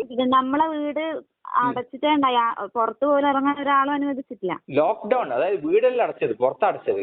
നിങ്ങൾ കംപ്ലീറ്റ് വാതിൽ അടച്ചിട്ട് പിന്നെ പകലല്ലോ അടയിടിച്ചത്. ജനല് പോലും തുറക്കാൻ വിടാണ്ട് നമ്മള് വീട്ടിന്റെ ഉള്ളിൽ തന്നെ. അങ്ങനെ ആരോഗ്യ വകുപ്പിന്റെ ഒരു നിർദ്ദേശമില്ല. ആൾക്കൂട്ടത്തിലേക്ക് പോകാതിരിക്കാനാ പറയുന്നത്. വീട് മൊത്തമായിട്ട് അടച്ചിട്ടിട്ട് വീടിന്റെ ജനൽ വഴി കയറി വരുന്ന സാധനമൊന്നുമല്ല ഇത്. ഒരാൾ തുമ്മുമ്പോ വായുവിലേക്ക് പ്രസരിക്കുന്ന ശ്വാസകോശത്തിന് വരുന്ന വൈറസ് അടങ്ങിയ കണങ്ങൾ അത് വേറൊരാൾ ശ്വസിച്ചിട്ട് വലിച്ചു കാറ്റിയിട്ടാണ് ഈ രോഗം ഉണ്ടാകുന്നത്. ഡ്രോപ്ലെറ്റ് ഇൻഫെക്ഷൻ അതിന് പറയാം. അങ്ങനെയാണ് വരുന്നത്. അല്ലാതെ നിങ്ങൾ ജനലിലൂടെ ഇങ്ങനെ വായുവിലൂടെ ഇങ്ങനെ പറന്നു വന്ന് ഷിഫ്റ്റ് വെച്ചിട്ട് ഇങ്ങനെ കാര്യമായിട്ട് നിങ്ങൾ പിടിക്കുന്ന സാധനമല്ല ഇത്. പീടികയിൽ അടച്ചിടാനും പറഞ്ഞ കാര്യം തൊഴിൽ സ്ഥലങ്ങളിലൊക്കെ ബസ്സൊക്കെ നിരോധിച്ചതിന്റെ കാരണം ഇതിൽ ആൾക്കൂട്ടങ്ങളുള്ള സ്ഥലമാണ്. ആൾക്കൂട്ടത്തിന്റെ ഇടയിൽ നമ്മൾ ഇടപെടുമ്പോഴാണ് ഒരു ഇൻഫെക്റ്റഡ് ആയിരിക്കുന്ന പേഴ്സണിൽ നിന്ന് മറ്റൊരാൾക്ക് അത് പകരും. അല്ലാണ്ട് വീട്ടിൽ നിങ്ങൾ ഇരിക്കുമ്പോൾ പകല് കംപ്ലീറ്റ് ഡോറും. വീണില്ലാത്തതിനാൽ തെരുവുകളിൽ മുറവിളി ഉയരുന്നു, സന്തോഷം അസ്തമിച്ചിരിക്കുന്നു, ഭൂമിയിൽ നിന്ന് ആഹ്ലാദം അപ്രത്യക്ഷമായിരിക്കുന്നു. ആ സമയത്ത് മദ്യഷോപ്പ് ഉണ്ടായിരുന്നോ? മദ്യഷോപ്പിൽ അടച്ചിട്ടുണ്ടായേ. വീണില്ലാത്തതിനാൽ തെരുവുകളിൽ മുറവിളി ഉയരുന്നു. ഇത് ഞാൻ പറയുന്നത് എന്താ അറിയാം, ഈ വചനം എന്താണെന്നറിയാം, ബൈബിൾ എഴുതുന്ന കാലഘട്ടത്തില് ആ പ്രദേശം, അതായത് ഭവനങ്ങളും വീനും മദ്യഷോപ്പെല്ലാം ഉണ്ടായത്. മദ്യമൊക്കെ മുമ്പേ ഉണ്ടായിരുന്നു. ഖുറാനിൽ കഥകൾ എടുത്തു പോയി കഴിഞ്ഞാൽ സ്വർഗത്തിലൊക്കെ മദ്യപ്പുഴകളാണ് ഒഴുകുന്നത്. ഇവിടെ മദ്യഷോപ്പുകളേ ഉള്ളൂ. അവിടെ മദ്യപ്പുഴകളെ പറ്റി പറയുന്നില്ലേ? നിങ്ങളെ സ്വർഗത്തിലില്ല, എന്നാ ഇസ്ലാമിന്റെ സ്വർഗത്തിലുണ്ട് മദ്യപ്പുഴകളാ. ഓ, ഇസ്ലാമിന്റെ സ്വർഗത്തിലുണ്ട്. നിങ്ങളെ സ്വർഗത്തിൽ എന്താ ഇല്ലാണ്ടായി പോയെന്ന് എനിക്കറിയില്ല. ഉണ്ടാ, നിങ്ങൾക്ക് വായിക്കാതെ കൊണ്ടാണെന്ന് അറിയില്ല. ഇസ്ലാമിന്റെ സ്വർഗത്തില് മദ്യപ്പുഴയെ പറ്റി പറയുന്നത്. ഹുസൈനിന്റെ പുഴ ഒരു ഭാഗത്ത്, മദ്യത്തിന്റെ ഒരു പുഴ ഒരു ഭാഗത്ത്. ഭൂമിയിൽ കുടിക്കാനേ വരും, മദ്യത്തിനെ കുളിക്കുകയും ചെയ്യാവണേ. ഏകദേശം ഇത് രണ്ടും ഒരേ കോപ്പി മതമാണല്ലോ. നിങ്ങളെ സൃഷ്ടിവാദവും ഇസ്ലാമിന്റെ സൃഷ്ടിവാദവും ഏകദേശം ഒരുപോലെ തന്നെ ആയിരിക്കും, ഒരേ കഥകളായിരിക്കും. ഇപ്പൊ ദൈവം കളിമണ്ണ് കൊണ്ട് ഉണ്ടാക്കിയെന്ന് പറയുന്നത് നിങ്ങൾ പൊടിയിൽ നിന്ന് ഉണ്ടാക്കിയെന്ന് പറയുന്നു. എത്രയായാലും വ്യത്യാസമുള്ളൂ അല്ലെ? കർത്താവായ യേശുക്രിസ്തു പൊടിപടലങ്ങളിൽ നിന്ന് സ്വന്തം രൂപം ഉണ്ടാക്കി അതിൽ ജീവശാസ്ത്രബുദ്ധി എന്നാണ് ബൈബിൾ പറയുന്നത്. സ്വന്തം രൂപമല്ല, ദൈവത്തിന്റെ അതേ ഛായയിലും സാദൃശ്യത്തിലും മനുഷ്യനെ ഉണ്ടാക്കി. അപ്പൊ മനുഷ്യന്റെ രൂപമാണ് ദൈവത്തിൽ നിന്ന് അവിടെ വന്നു അല്ലെ? ദൈവത്തിന്റെ രൂപം മനുഷ്യനെ. അതായത് ക്രിസ്ത്യൻ ദൈവം ഒരു ആൾ ദൈവമായിരുന്നു, അതായത് ആളുടെ രൂപമുള്ള ദൈവമായിരുന്നു അല്ലെ? രൂപമുണ്ട്, ദൈവത്തിന് രൂപമുണ്ട്. ഇസ്ലാമിലേക്ക് പോകുമ്പോൾ രൂപം ഇല്ലാത്തവനായി. ഇസ്ലാമിലെ ദൈവം എന്ന് പറയുമ്പോൾ രൂപം ഇല്ലാത്ത ദൈവമാണ്, അരൂപിയാണെന്ന് പറയുന്നത്. മലക്കിനെ പറഞ്ഞയച്ചിട്ട് കളിമണ്ണൊക്കെ എടുത്തിട്ട് ഊതി ജീവശ്വാസം കൊടുത്തു എന്നാണ് പറയുന്നത്. ബൈബിളിൽ പറയുന്ന ഒറ്റ വ്യത്യാസമുള്ള അത് സ്വന്തം രൂപത്തിലേക്ക് അടിച്ചു എന്നാണ് പറഞ്ഞത്, പ്രിന്റ് എടുത്തു എന്ന്. പിന്നെ ഇബ്ലീസിന്റെ കഥയും സാത്താന്റെ കഥയും ഒക്കെ സംഭവം ഒന്ന് തന്നെയാണ്. ആദാം ഹവ്വ ഒക്കെ അവിടെ ഉണ്ട്. ആദ്യം മണ്ണിൽ നിന്ന് ആദാമിനെ സൃഷ്ടിക്കുന്നു, ആദാമിന്റെ ഭാര്യയിൽ പെറുക്കിയെടുത്ത് ഒരു സർജറി ഒക്കെ നടത്തി പെണ്ണിനെ ഉണ്ടാക്കുന്നതെന്ന് പറഞ്ഞു. പിന്നെ ആബേലും കായലും എന്ന് പറഞ്ഞ 2 മക്കൾ ഉണ്ടാവുന്നു. ആദാവും ഹവ്വയ്ക്ക് എത്ര മക്കൾ ഉണ്ടായിരുന്നു? 2. അപ്പൊ ഞാൻ ചോദിക്കുന്നത്, ആദാവും ഹവ്വയും 2 മക്കളും ഫസ്റ്റ്ലി അവരല്ലേ ലോകത്തിലുണ്ടായിരുന്നത്? ഇവരിൽ നിന്ന് എങ്ങനെയാണ് മനുഷ്യരാശി ഉണ്ടായത്? ആദത്തിന്റെ മക്കള് കായേനും ആബേലും. ഞാൻ ചോദിക്കുന്നത് മനസ്സിലായി. അതായത് അവിടെ ഉണ്ടായിരുന്ന 3 പുരുഷന്മാരാണ്. ചേട്ടൻ മുസ്ലിമാ? ഞാൻ മുസ്ലിം ഒന്നല്ല, ഞാൻ യുക്തിവാദിയാണ്. അപ്പൊ ഇത്രയും മനസ്സിലായില്ലേ പറഞ്ഞു? മനസ്സിലായി. അങ്ങനല്ല, അങ്ങനെ പേര് നോക്കിയോ മനസ്സിലായി. പേര് നോക്കണ്ട, ഞാൻ ഇസ്ലാം മതമായിട്ട് എനിക്കൊരു ബന്ധമില്ല. ഞാൻ ഹിന്ദു മതത്തിൽ ജനിച്ച് ഹിന്ദു മതം വിട്ടാണ്. അല്ല, ഞാൻ പറഞ്ഞല്ലേ, ഈ കഥാ സാഹിത്യങ്ങളൊക്കെ ഞാൻ വായിച്ചിരുന്നു. ഞാൻ ബാലമംഗളവും ബാലരമയും ഒക്കെ വായിക്കുന്ന കൂട്ടത്തിൽ ഗീത വായിച്ചിരുന്നു, ബൈബിൾ വായിച്ചിരുന്നു, പിന്നെ ഖുറാൻ വായിച്ചിരുന്നു. ഇതിൽ എനിക്ക് തോന്നുന്ന ഏറ്റവും നല്ല ദൈവം ഡിങ്കനാണ്. ഡിങ്കന്റെ കഥകളിൽ ഡിങ്ക രക്ഷിക്കണേ എന്ന് വിളിക്കുമ്പോൾ ഉടനടി എത്തും. ഡിങ്കൻ ഒരു പിശാചിനെയും സൃഷ്ടിച്ചിട്ടില്ല. ഡിങ്കൻ ഉപദ്രവിക്കുന്ന ഒന്നിനെയും സൃഷ്ടിച്ചായിട്ട് ബാലമംഗളത്തിൽ പറയുന്നില്ല. നമ്മുടെ ഈ മതത്തിലെ കഥാപുസ്തകങ്ങൾ എടുത്തു നോക്കുമ്പോൾ ബൈബിളിലാണെങ്കിലും ഖുറാനിലാണെങ്കിലും ജൂതമതത്തിലാണെങ്കിലും ദൈവം തന്നെ മനുഷ്യന്മാരെ കംപ്ലീറ്റ് വഴിയയക്കുന്ന ഒരു സയൻസിനെ ആദ്യം ഉണ്ടാക്കി വെച്ചു. സാത്താനും ഇബ്ലീസിനെ ഉണ്ടാക്കുക മാത്രമല്ല അവരോട് പറയാണ്, ഭൂമി പോയിട്ട് നിങ്ങൾ മനുഷ്യന്മാരെ മൊത്തം പിഴപ്പിക്കും എന്ന് പറഞ്ഞിട്ട്. ദൈവം എന്തിനാ അങ്ങനെ സൃഷ്ടിച്ചത്? ദൈവത്തിന് എന്തുകൊണ്ടാണ് അതിന്റെ ഉദ്ദേശം? അതൊന്നും അറിയില്ലല്ലോ. അതറിയാനല്ലോ ഈ കഥ ഒന്ന് രണ്ടറ്റം കൂടി മൂട്ടിക്കാൻ പറ്റുന്നില്ലല്ലോ. ബൈബിള് നമ്മളൊക്കെ വെറുതെ വായിച്ച് നമുക്ക് ഒന്നും മനസ്സിലാവുന്നില്ല. അതുകൊണ്ടാണ് ഞാൻ പറഞ്ഞത് അതില് രഹസ്യങ്ങളുണ്ട്. ആ രഹസ്യങ്ങൾ നമുക്ക് അറിയണം.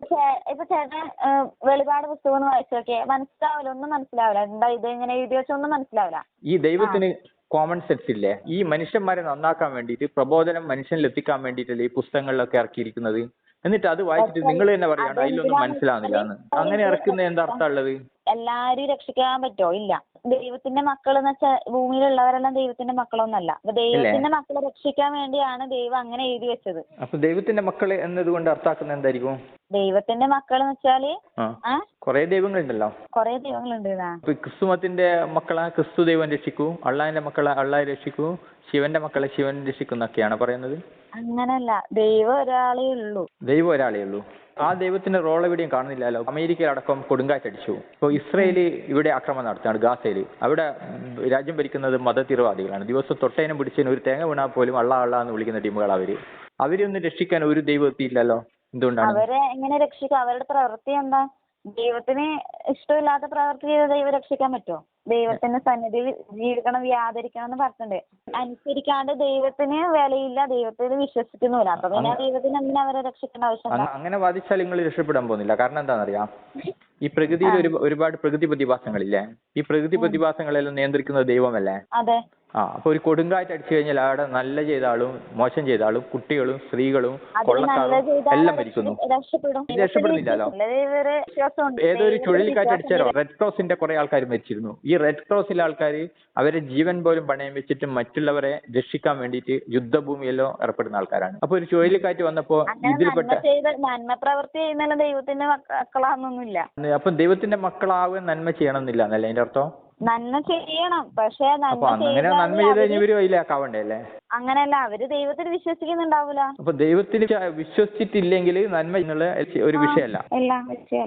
ദൈവത്തിന്റെ മക്കൾ എന്ന് വെച്ചാൽ ദൈവം ആദ്യം തിരഞ്ഞെടുത്തിട്ടുണ്ട് ദൈവത്തിന്റെ മക്കളെ. പിന്നെ എന്തിനാണ് ബൈബിള് പിന്നെ ഇറക്കുന്നത്, പ്രബോധനം നടത്തുന്നത്? പിന്നെ എന്തിനാണ്? ആദ്യം നിങ്ങൾ എല്ലാവരും ആയല്ലോ, മെമ്പർഷിപ്പ് അല്ല.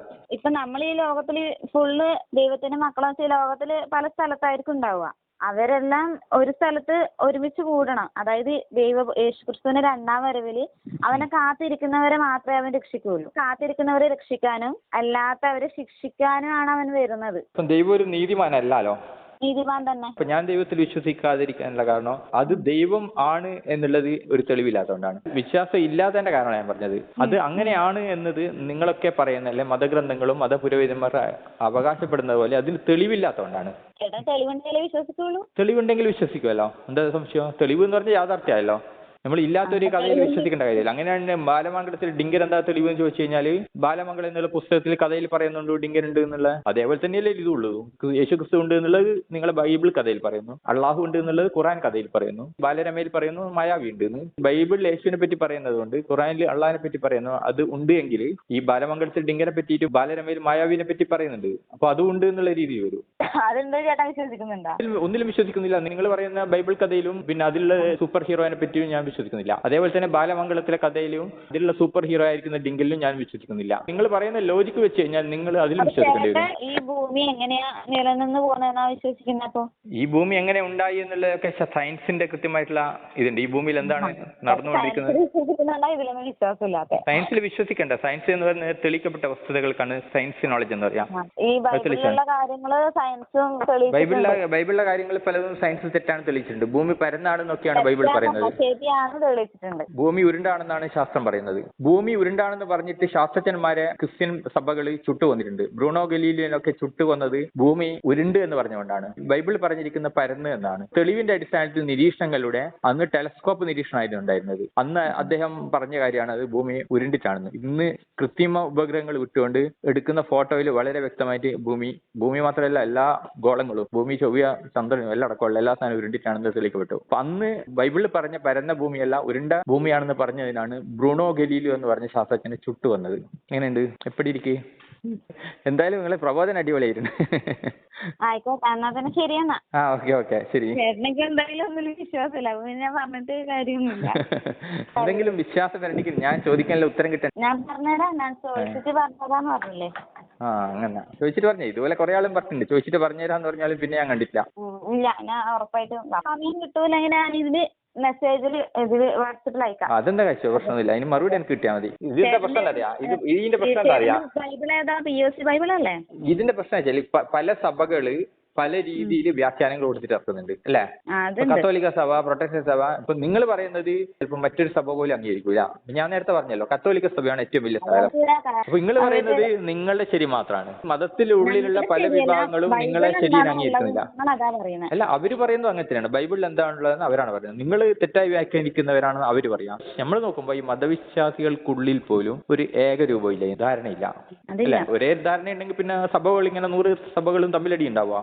ഈ സഭയുടെ ഏറ്റവും തലപ്പത്തിൽ ഇരിക്കുന്ന ആൾ തന്നെയാ പറഞ്ഞത് പരിണാമ സിദ്ധാന്തം ശരിയെന്ന്. അപ്പൊ പിന്നെ എങ്ങനെയാ അത് വിശ്വാസികള് സത്യമാണ്. ഞാൻ അയാളെ കണ്ടിരുന്ന കൈ കൊടുക്കും, കാരണം അയാൾ പറഞ്ഞത് ശരിയാണ്. പരിണാമ സിദ്ധാന്തത്തിലൂടെയാണ് ഇവിടെ ജീവജാലങ്ങൾ. വിശ്വസിക്കുന്നോണ്ട് അതേ സയൻസിൽ വിശ്വാസമില്ല, സയൻസിൽ വിശ്വാസമില്ല. റിയാലിറ്റി എന്ന് പറയുന്നത് അവിടെ വിശ്വാസം എന്നുള്ള വാക്ക് വരുന്നേ ഇല്ല. തെളിവുകളാണ് അത് നയിക്കുന്നത്, വിശ്വാസ തെളിവുകളല്ല. പേടിയും അനുസരണയുമാണ് നയിക്കുന്നത്. പക്ഷേ സയൻസിൽ യാഥാർത്ഥ്യത്തിൽ നയിക്കുന്ന തെളിവുകൾ മാത്രമാണ്. അവിടെ ആര് കണ്ടുപിടിച്ചെന്നല്ല. ഐസക് ന്യൂട്ടൻ പറഞ്ഞാലും ഒരു വിശ്വാസിയായിരിക്കുന്ന ഒരാൾ പറഞ്ഞാലും അവിടെ തെളിവുകൾ ആ പറഞ്ഞതിന് അനുകൂലമാണെങ്കിൽ അത് യാഥാർത്ഥ്യമായി. അല്ലെ, നമ്മൾ എന്ത് നേരത്തെ വിശ്വസിച്ചു എന്നുള്ളതല്ല വിഷയം. തെളിവുകൾ നമ്മളെ എവിടത്തേക്ക് നയിക്കുന്നു, അവിടെയാണ് യാഥാർത്ഥ്യം, വിശ്വാസത്തെ അല്ല. നേരത്തെയുള്ള വിശ്വാസത്തിനെതിരെയാണ് തെളിവുകൾ പോകുന്നെങ്കിൽ ആ വിശ്വാസം തെറ്റാണ്, ഇതാണ് ശരി. അപ്പൊ ചേട്ടന് ഭാഗം ശരിയെന്ന് അംഗീകരിക്കും. അപ്പൊ പിന്നെ നമുക്കൊന്നും പറയാൻ പറ്റൂല. അല്ല, അത് പറയാൻ പറ്റാതെ നിങ്ങൾക്ക് അതിന്റെ വാദം, അതിനെ കൗണ്ടർ ചെയ്യാനുള്ള വാദം ഇല്ലാത്തതുകൊണ്ടാണ്. അല്ലെങ്കിൽ നിങ്ങൾ അടിച്ചു പിടിക്കായിരുന്നു. നിങ്ങൾക്ക് പറയാനുള്ള ഏതെങ്കിലും പോയിന്റ് ഉണ്ടെങ്കിൽ നിങ്ങൾ കയറി പിടിക്കായിരുന്നു, ഉറപ്പേ. കയറി പിടിക്കുന്നില്ലല്ലോ, ഉള്ള പോയിന്റ് ഇല്ല, ശരിയല്ല, നിങ്ങൾ ശരിക്കും എന്താണ് ചെയ്യുന്നത്? നിങ്ങൾ മറ്റേ ഈ സഭയിൽ അംഗമാണോ അല്ലെങ്കിൽ കന്യാസ്ത്രീയാണോ? കന്യാസ്ത്രീ ഒന്നല്ല, സഭയിലൊരു അംഗമാണ്. നിങ്ങൾ പറയുന്ന ഈ സഭയിൽ കന്യാസ്ത്രീകളൊക്കെ ഉണ്ടാ? കന്യാസ്ത്രീകളില്ല, ഫാദേഴ്സ് ഉണ്ട്. ഫാദേഴ്സ് ഉണ്ട്. അപ്പൊ ഫാദേഴ്സ് ഉണ്ടാകുമ്പോൾ സ്വാഭാവികമായിട്ട് കന്യാസ്ത്രീകൾ ഉണ്ടാവേണ്ടി അല്ലേ? സിസ്റ്റേഴ്സ്? കന്യാസ്ത്രീകൾ ഇല്ല, ബൈബിളില് കന്യാസ്ത്രീകൾ എന്നൊരു വിഭാഗത്തെ പറയുന്നില്ല. കന്യാസ്ത്രീ മഠങ്ങളെല്ലാം കത്തോലിക്ക സഭക്ക് ഇഷ്ടം പോലെ ഉണ്ടല്ലോ. കത്തോലിക്ക സഭക്ക് ഉണ്ട്. ആർച്ച് ബിഷപ്പ് എല്ലാം ഉണ്ട്, ആർച്ച് ബിഷപ്പ്. ഇത് എന്ത് സഭയാണെന്നല്ല എനിക്ക് മനസ്സിലായില്ല. നമ്മള് ഒരു സ്വതന്ത്ര സഭയാ. സ്വതന്ത്ര സഭ എന്ന് പറയുമ്പോൾ അതിനൊരു രൂപയെല്ലാം ഉണ്ടാവില്ലേ? പ്രകാശത്തിന്റെ സഭ. പ്രകാശത്തിന്റെ സഭ എന്ന് പറയുമ്പോൾ, പ്രകാശം എന്ന് പറയുമ്പോൾ സൂര്യനിൽ നിന്ന് വരുന്നതാണല്ലോ. അപ്പൊ നിങ്ങൾ സ്വതന്ത്രമാണ് എന്ന് പറയുന്ന യഥാർത്ഥത്തിൽ നേരത്തെ ഉണ്ടായിരുന്ന കൂടുതൽ ആൾ വിശ്വസിക്കുന്ന മതത്തിൽ നിന്ന് ഞങ്ങൾ സ്വതന്ത്രരായി, ഞങ്ങളായിട്ടുള്ള ആശയമായിട്ട് മുന്നോട്ട് പോകുന്നു എന്നല്ല എന്റെ അർത്ഥം. ഇപ്പം കത്തോലിക്ക സഭ എന്ന് വെച്ചാൽ ഇപ്പൊ ഈ ബൈബിളിലുള്ള കാര്യങ്ങളൊന്നും അംഗീകരിക്കുന്നില്ല. അവർക്ക് അവരുടെ സ്വന്തം പ്രബോധനം അനുസരിച്ച് പഠിപ്പിക്കുന്നത്. അതുകൊണ്ട് ഇപ്പൊ അവർ പരിണാമ സിദ്ധാന്തം ശരിയാണ്, അതുപോലെ കുറെ കാര്യങ്ങൾ അങ്ങനെ പറയുന്നുണ്ട് അവര്. ഉണ്ട്. അപ്പൊ അതിനോടൊന്നും നമുക്ക് യോജിക്കാൻ കഴിയില്ല. കാരണം നമ്മൾ ബൈബിളിൽ എന്താണോ പറയുന്നത് അതനുസരിച്ചേ നമ്മൾ നിൽക്കുള്ളൂ. കൂടുതൽ ഓർത്തഡോക്സ് നിങ്ങളാണല്ലേ? കൂടുതൽ മതത്തിനെ അള്ളിപ്പിടിച്ച് നിൽക്കാനാണ് നിങ്ങൾ ശ്രമിക്കുന്നത്. നിങ്ങൾ ആരോപണത്തിൽ കത്തോലിക്ക സഭ മതത്തിൽ നിന്ന് വ്യതിചലിച്ചുകൊണ്ട് മതത്തിനെ തള്ളി പറയാൻ തുടങ്ങിയിരിക്കുന്നു അല്ലെ? ഇപ്പൊ ഹിന്ദുമതം എന്ന് പറഞ്ഞാൽ സംഘടിത മതമല്ല. ഹിന്ദുമതം എളുപ്പത്തിൽ പല രീതിയിൽ പരിഷ്കരിക്കപ്പെടുന്നുണ്ട്. അതേപോലെ തന്നെ ക്രിസ്തു മതം ഇപ്പം ലോകത്തിൽ പരിഷ്കരിക്കപ്പെടുന്നുണ്ട്. ഇസ്ലാം മതം മാത്രമേ ഇന്നും പരിഷ്കരിക്കപ്പെടാതെ നിലനിൽക്കുന്നുള്ളൂ. പക്ഷെ പരിഷ്കരണങ്ങൾ പലയിടത്തിൽ സംഭവിച്ചുകൊണ്ടിരിക്കുന്നുണ്ട്. നിങ്ങളെ യഥാർത്ഥത്തിലുള്ള മതക്കാർ അംഗീകരിക്കൂല. ഇല്ല, അവർക്ക് അങ്ങോട്ട് അംഗീകരിക്കൂല. കാരണം അവര് പറയുന്നത് ശരിയാ, ബൈബിളിലുള്ള ഉള്ള കാര്യങ്ങൾ അവർ വിശ്വസിക്കുന്നില്ല. അപ്പൊ അവര് വിശ്വസിക്കാതെ എന്തുകൊണ്ടായിരിക്കും നിങ്ങളെ അഭിപ്രായത്തിൽ? അവരെ എന്താ പറയാ, ഉയർന്ന ആള് തന്നെ പറയുന്നുണ്ടല്ലോ ഇത് ശരിയല്ല, അപ്പൊ പിന്നെ അവർ അംഗീകരിക്കൂല. പക്ഷെ എന്നാലും ആ കത്തോലിക്ക സഭയിലും ഈ ബൈബിളിനെ അനുസരിച്ച് ജീവിക്കുന്നവരും ഉണ്ട്. യഹോവ സാക്ഷികളാരാ? യഹോവ സാക്ഷികൾ വേറെയാ. നിങ്ങളെപ്പോലെ തന്നെ ഒരുപാട് ഗ്രൂപ്പുകളുണ്ട്. നിങ്ങൾ രോഗം ബാധിച്ചു കഴിഞ്ഞാൽ പ്രാർത്ഥിക്കുകയാണോ ചെയ്യുക, മരുന്ന് കുടിക്കുകയാണോ ചെയ്യുക, എന്താ ചെയ്യുക? മരുന്നും കുടിക്കും, പ്രാർത്ഥിക്കുകയും ചെയ്യും. അപ്പൊ മരുന്നിന്റെ എഫക്റ്റ് അവിടെ കിട്ടുമല്ലോ, പ്രാർത്ഥനേന്റെ ഫലമായിട്ടാണ് ഇത് കിട്ടിയെന്ന് നമുക്ക് പറയാലോ അല്ലെ? അങ്ങനെയൊന്നുമില്ല. അത് ചേട്ടന് അല്ല, ഈ പ്രാർത്ഥനയിൽ പൂർണ്ണമായ വിശ്വാസം ഉണ്ടെങ്കിൽ മരുന്ന് ഒഴിവാക്കിക്കൊണ്ട് പ്രാർത്ഥന മാത്രം നടത്തിയിട്ട് രോഗത്തെ വചനം തന്നെ പറയുന്നുണ്ടല്ലോ, രോഗീനെ കൊണ്ട് വൈദ്യന് ആവശ്യം. ആ വചനം എങ്ങനെയായിരിക്കും വന്നതെന്നറിയാവാ? പണ്ട് കാലത്ത് ചില രോഗങ്ങൾക്കെല്ലാം ചെറിയ നാട്ടു ചികിത്സയെല്ലാം ഉണ്ട്. ചെറിയ ചികിത്സയെല്ലാം കൊടുത്തു കഴിഞ്ഞാൽ രോഗം മാറും. പക്ഷെ ഇങ്ങനെ പ്രാർത്ഥിച്ചിട്ട് മാത്രം നിന്ന ആൾക്കാരിൽ പലരും രോഗം വന്ന് മരിച്ചു.